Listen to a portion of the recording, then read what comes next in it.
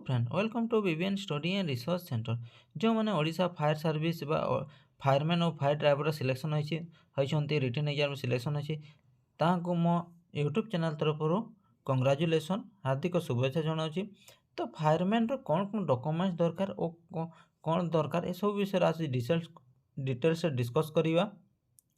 जो मैंने सिलेक्शन होती किए केते परसेंटेज नहीं केते मार्क नहीं आपण मैंने जानी कौ कैटेगरी केते पिला सिलेक्शन होती आपण मैंने रिजल्ट देखी ना तो देखीदेवे और जो मैंने सिलेक्शन होती वीडियोटा को निश्चित देखु किसी डॉक्यूमेंट्स छाड़ी न जाए। आसत डिटेल्स जाना आज आपण प्रथम दरकार मैट्रिकुलेशन सर्टिफिकेट बा 10th स्टैंडर्ड जो ओरिजिनल सर्टिफिकेट ताहा नहीं करी जीवे निहाती दरकार जितेबाला आपण प्रथम डॉक्यूमेंट्स वेरिफिकेशन हे तापर फिजिकल इवेंट हे तापर देखो मैट्रिक सर्टिफिकेट बोले आपण मैट्रिक मार्कशीट यह निश्चिंत धरते कहीं निहाती दरकार आप सर्टिफिकेट देखला बेले को आपण मार्कशीट देखिए तापर आपणकर +2 सर्टिफिकेट कौन देखो यह हूँ +2 सर्टिफिकेट आप ओरिजिनल धरते जिते बड़े डॉक्यूमेंट्स वेरिफिकेशन से ओरिजिनल मांगे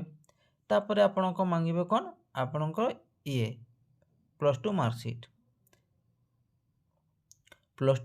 मांगे से माने तापर जदि अन्य किसी ये अच्छी आपण +3 भी कर तो +3 ओरिजिनल सर्टिफिकेट प्लस आपण जो फॉर्म रे अप्लाई करथिले कि +3 क्वालिफिकेशन देथिले तो क्वालिफिकेशन हिसाब रे आपण ओरिजिनल धरथिबे या होची +2 मार्कशीट तो एमती सब ओरिजिनल जिते आपण बीटेक भी देथंतु ना कहीं आपण क्वालिफिकेशन हिसाब रे आपण ओरिजिनल सब धरथिबे।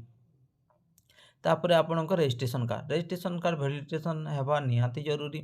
आपण रजिस्ट्रेशन कार्ड जदि वैलिडेशन नहीं बा वैलिडिटी नहीं तो आपण को रिजेक्ट करा जीवो कि 6 मास पूर्व जदि आपण रजिस्ट्रेशन करथिबे ताहा मते रिजेक्ट हेबार संभावना अछि। नियम थिला 6 मास आगरो रजिस्ट्रेशन करवा दरकार किंतु एबे कोन करछंती सेमान डिसाइड करिवे।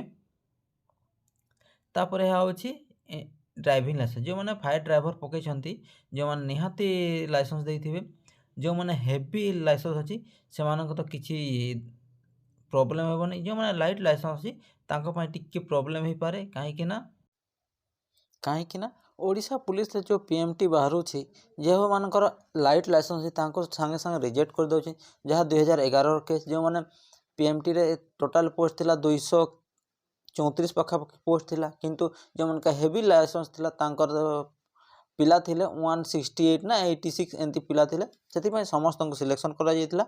एटी मध्ये कोन होछि आसंत परे देखिबा डॉक्यूमेंट्स वेरिफिकेशन परे कोन हेबो। तापर आपन को एनसीसी सर्टिफिकेट जो माने एनसीसी सर्टिफिकेट देइछंती एबीसी जो माने बोनस मार्क पाइछंती तांको मध्ये एहा निहाती जरूरी एनसीसी सर्टिफिकेट सब ओरिजिनल धरिथिबे। तो आसंत आउ कोन कोन आपन को event physical measurement physical efficiency test तो कौन कौन टेस्ट है आसंत डिटेल्स से जानिबा। तो देखो तो आपन को जो 826 आगनिक 116 ड्राइविंग जो एप्लिकेशन देथिले तार रिजल्ट आसी जाई अछि। तो कौन कौन आपन को बयस सीमा केते हेबो कौन आपन डॉक्यूमेंट वेरिफिकेशन हेबो आसंत डिटेल्स से जानिबा। बयस सीमा आपन को 18 ରୁ 25 वर्ष मध्य रहिथिबा दरकार। तापर योग्यता आपन को ये डॉक्यूमेंट्स वेरिफिकेशन हो आपन +2 मैट्रिक जो आगु कही से आपन को डॉक्यूमेंट्स वेरिफिकेशन हो। आम मेन गोटे देखा ये कौन गाड़ी आगनिक गाड़ी चालना पदवी जो थे आपन को देख +2 सर्टिफिकेट हो प्लस आपन को डीएल हो जोटा हेवी होता जाकर आपन नेक्स्ट आपन को ये को आपन बा फिजिकल एफिशिएंसी टेस्ट और फिजिकल मेजरमेंट टेस्ट में क्वालिफिकेशन करेंगे। प्रथम आपन को ये है कौन डॉक्यूमेंट्स वेरिफिकेशन हे तापर फिजिकल मेजरमेंट टेस्ट हे तापर फिजिकल एफिशिएंसी टेस्ट हे।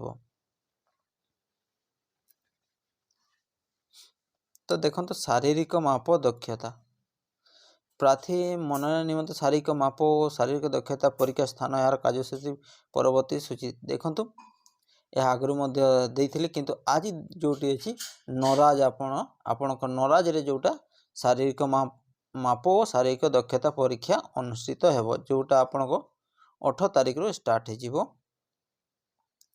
ତ ଶାରୀରିକ ମାପରେ ଆପଣ କ'ଣ ଦେଖିବେ? ବର୍ଗ, ଉଚ୍ଚତା, ଓଜନ।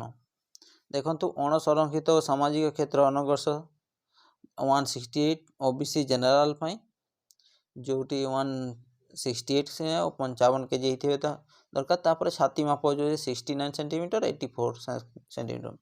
ଅନୁସୂଚିତ ଜାତି ଉପଜାତି ପାଇଁ 163 ସେଣ୍ଟିମିଟର 50 କିଲୋଗ୍ରାମ 76 ସେଣ୍ଟିମିଟର ଓ 81 ସେଣ୍ଟିମିଟର ହେଇଥିଲେ ଆପଣ କ୍ୱାଲିଫିକେସନ୍ କରିବେ। ତାପରେ ଶାରୀରିକ ଦକ୍ଷତା କ'ଣ? ଏହା ହେଉଛି 2ଟି ଇଭେଣ୍ଟ ପାଇଁ, ମାନେ ଆପଣଙ୍କ ଫାୟାରମ୍ୟାନ୍ ଏବଂ ଫାୟାର ଡ୍ରାଇଭର ଯେଉଁ ଅଛି ଏହା ସେମ୍। ଏହା ଫାୟାରମ୍ୟାନ୍ ପାଇଁ ଅଛି କ'ଣ? ବାଲିବସ୍ତା ବୋହିବା କେବଳ ଆଗ୍ନିକ ପଦବୀ ପାଇଁ, ମାନେ ଫାୟାରମ୍ୟାନ୍ ପାଇଁ 63 kg ବାଲିବସ୍ତା 100 ମିଟର ଦୂରକୁ ବୋହିବାକୁ ନେବ, ଯେଉଁଟା 60 ସେକେଣ୍ଡ ବା 1 ମିନିଟ୍ରେ ଆପଣ ବୋହିଲେ କ୍ୱାଲିଫାଏ କରିବେ, ନଚେତ୍ ଆପଣଙ୍କୁ ଡିସ୍କ୍ୱାଲିଫାଏ କରାଯିବ।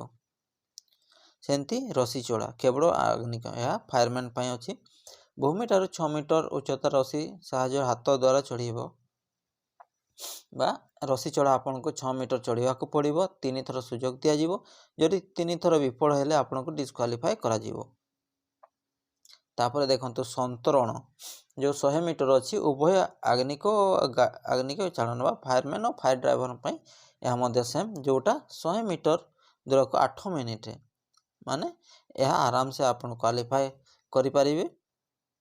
ଯଦି 8 ମିନିଟ୍ରୁ ଲେଟ୍ ହେଇଗଲେ ଡିସ୍କ୍ୱାଲିଫାଏ ହେଇପାରିବେ ବା ହେଇଯିବେ। ଦୌଡ଼ ଆପଣଙ୍କ ଇଭେଣ୍ଟ ହେବ କେତେ? 1.6 କିଲୋମିଟର।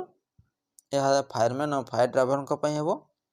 ଆପଣ 1 ଦୂରତା 7 ମିନିଟ୍ ମଧ୍ୟରେ ଅତିକ୍ରମ କରିପାରିଲେ ଯୋଗ୍ୟ ବିବେଚିତ ହେଲେ, ମାନେ ଆପଣ 1.6 କିଲୋମିଟରକୁ 7 ମିନିଟ୍ ମଧ୍ୟରେ ଆପଣ ଯେମିତି ହେଲେ ପୁରା କରିବାକୁ ହେବ, ନଚେତ୍ ଆପଣ ଡିସ୍କ୍ୱାଲିଫାଏ ହେବେ। ଉଚ୍ଚ ଡିଆଁ, ଏହା ମଧ୍ୟ ସେମ୍ ଫାୟାରମ୍ୟାନ୍ ଓ ଫାୟାର ଡ୍ରାଇଭରଙ୍କ ପାଇଁ। ଉଚ୍ଚତା 1.22 ମିଟର ବା 1.22 ମିଟର। ଯଦି ଡେଇଁପାରିଲେ ଆପଣ କ୍ୱାଲିଫିକେସନ୍ ହେବେ, ନଚେତ୍ ଆପଣଙ୍କୁ ଡିସ୍କ୍ୱାଲିଫାଏ କରାଯିବ। ଏହା ମଧ୍ୟ 3 ଥର ଆପଣଙ୍କୁ ସୁଯୋଗ ଦିଆଯିବ। ତାପରେ ଲମ୍ବ ଡିଆଁ 3.66 ମିଟର। ଏହା ଫାୟାରମ୍ୟାନ୍ ଓ ଫାୟାର ଡ୍ରାଇଭରଙ୍କ ପାଇଁ ମଧ୍ୟ ସେମ୍ ଅଟେ। ଏହା ମଧ୍ୟ 3 ଥର ଆପଣଙ୍କୁ ସୁଯୋଗ ଦିଆଯିବ। ଦେଖନ୍ତୁ ଏଠି 3 ଥର ସୁଯୋଗ ଦିଆଯିବ। 3 ଥର ସୁଯୋଗ ଯଦି ଦେଇ ନ ପାରିଲେ ଆପଣ ଡିସ୍କ୍ୱାଲିଫାଏ ହେବେ। ଏବେ କ୍ରସ୍ କଣ୍ଟ୍ରି 5 କିଲୋମିଟର, ଉଭୟ ଫାୟାରମ୍ୟାନ୍ ଓ ଫାୟାର ଡ୍ରାଇଭରଙ୍କ ପାଇଁ 5 କିଲୋମିଟର 25 ମିନିଟ୍ ମଧ୍ୟରେ ଅତିକ୍ରମ କରିବାକୁ ପଡ଼ିବ। ତ ଆପଣ ଦେଖନ୍ତୁ, ଯେଉଁମାନେ ପ୍ରାକ୍ଟିସ୍ କରୁଛନ୍ତି ଭଲ କଥା, ଆଉ ବେଶୀ ନାହିଁ, ଆଉ 4 ଦିନ ସମୟ ଅଛି। 4 ଦିନ ମଧ୍ୟରେ ହାଲକା ହାଲକା ପ୍ରାକ୍ଟିସ୍ କରନ୍ତୁ। ଯେଉଁମାନେ ପ୍ରାକ୍ଟିସ୍ କରୁଛନ୍ତି ସେମାନେ ଛାଡ଼ନ୍ତୁ ନାହିଁ ପ୍ରାକ୍ଟିସ୍ କରିବା ପାଇଁ। ଶାରୀରିକ ମାପ ଓ ଶାରୀରିକ ଦକ୍ଷତା ପରୀକ୍ଷା ସମସ୍ତ ଘରୋଇ ବିଭାଗ, ଏହା ଯେତେବେଳେ ଆପଣଙ୍କ ଆସିଥିଲା ସେତେବେଳଟା। ଗାଡ଼ି ଚାଳନା କେବଳ ଆଗ୍ନିକ ପାଇଁ। ଦେଖନ୍ତୁ ଏଇଠି ଦେଇଥିଲେ, ଯେଉଁ ପ୍ରାର୍ଥୀମାନେ ବିଜ୍ଞାପନ ପ୍ରକାଶ ପାଇବା ସୁଦ୍ଧା ଅତି କମ୍ରେ 1 ବର୍ଷର ବୈଧ ଭାରୀ ଯାନ। ଦେଖନ୍ତୁ 1 ବର୍ଷରୁ ଯଦି ବୈଧ ବା 1 ବର୍ଷ ପୁରି ଯାଇଥିବା ଆପଣ ଭାରୀ ଯାନ ବା ହେଭି ଲାଇଟ୍, ତେବେ ଯାଇକରି ଆପଣ ସିଲେକ୍ସନ୍ ହେଇପାରିବେ, ନଚେତ୍ ଆପଣଙ୍କୁ ଡିସ୍କ୍ୱାଲିଫାଏ କରିଯିବ। କିନ୍ତୁ ମୋ ମତରେ ସମସ୍ତେ ଯିବା ଦରକାର। ଯଦି ସେମାନେ ସେଠି ଡିସ୍କ୍ୱାଲିଫାଏ କରିବେ ଭଲ କଥା, ଆଗରୁ ମନର ଭାବନା କି ଆମେ ଡିସ୍କ୍ୱାଲିଫାଏ ହେଇଯିବୁ କହିକରି। ଏହି ପରୀକ୍ଷାରେ ଭାଗ ନେବା ପୂର୍ବରୁ ପ୍ରାର୍ଥୀ ତାଙ୍କର ମୂଳ ଡ୍ରାଇଭିଂ ଲାଇସେନ୍ସ ଯାଞ୍ଚ ନିମନ୍ତେ ଦାଖଲ କରିବେ। ଆପଣ ଡ୍ରାଇଭିଂ ଲାଇସେନ୍ସ ନିହାତି ନେଇଥିଲେ ତାହା ଦାଖଲ କରିବେ। ଡାକ୍ତରୀ ପରୀକ୍ଷା, ଦେଖନ୍ତୁ ଡାକ୍ତରୀ ସ୍କ୍ରିନିଂ ପରୀକ୍ଷା ସରକାରୀ ବିଭାଗ, ଏହା ମଧ୍ୟ ଡାକ୍ତରୀ ସ୍କ୍ରିନିଂ ପରୀକ୍ଷା ମଧ୍ୟ ହେବ। ତାପରେ ଯେଉଁଟା କହିଥିଲି, ଏହା ହେଉଛି NCC ସାର୍ଟିଫିକେଟ୍ ଯାହାର ଅଛି ତାଙ୍କ ବୋନସ୍ ମାର୍କ ଅଛି। NCC Aରେ ହେଉଛି ଆପଣଙ୍କ 1 ମାର୍କ, NCC Bରେ ହେଉଛି 2 ମାର୍କ ଓ NCC C ଯାହାର ଅଛି 3 ମାର୍କର ବୋନସ୍ ପାଇପାରିବେ। ତ ଆଶା କରି ଭିଡ଼ିଓରେ ମୁଁ ପୁରା ଇନଫର୍ମେସନ୍ ଦେଇଦେଇଛି। ଯଦି ଭିଡ଼ିଓଟି ଭଲ ଲାଗିଥିବ ନିଶ୍ଚିତ ଭିଡ଼ିଓଟିକୁ ଲାଇକ୍ କରିବେ, ଚ୍ୟାନେଲକୁ ସବସ୍କ୍ରାଇବ୍ କରିବେ ଓ ସାଙ୍ଗମାନଙ୍କ ସହିତ ସେୟାର କରିବେ। ଭିଡ଼ିଓଟି ଦେଖିଥିବାରୁ ଧନ୍ୟବାଦ। Thanks for watching.